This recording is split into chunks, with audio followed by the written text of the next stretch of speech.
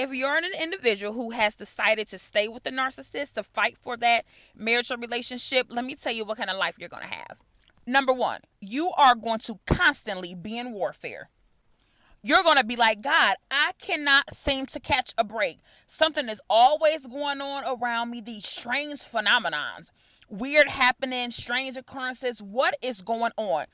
Be prepared. If you want to stay and fight for a narcissist, be prepared to be in constant warfare. Why are you going to be in constant warfare?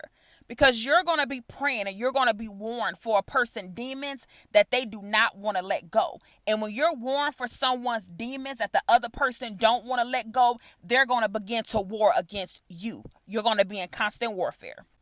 Number two, you're going to have a life where nothing about you is important. Nothing you want to do is important. Nowhere you want to go is important. Your thoughts, your feelings, your belief, nothing is important if you decide to stay and fight for a narcissist. So you can just put yourself on the back burner.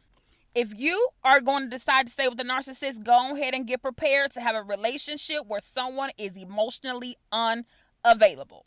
If you're someone who has decided to stay and fight for a narcissist, go ahead and prepare yourself, get comfortable to live a life of constantly walking on eggshells. You are not going to know what their temperament is going to be from day to day. It is going to change. You're not going to know if they're going to be happy one minute, the next minute wanting to argue and fight. So go ahead and get comfortable to live a life of walking on eggshells if you decide to stay and fight with a narcissist.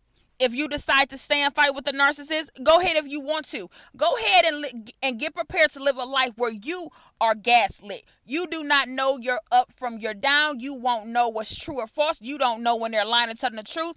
You will live a life where you feel like you're in a fog and you are extremely confused if you are prepared to live a life and fight for a narcissist. If you decide to live a life and fight for a narcissist, know that you will be living in an atmosphere that's full of chaos and dysfunction. Nothing about a narcissist says peace. Nothing about the atmosphere they carry says peace, but they do carry an atmosphere of chaos and destruction, and you will be swiped up in the tornado with them.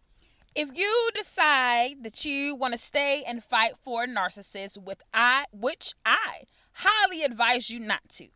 If you are married, go on ahead and get comfortable and be prepared to be a single married woman if you decide to stay and fight for a narcissist.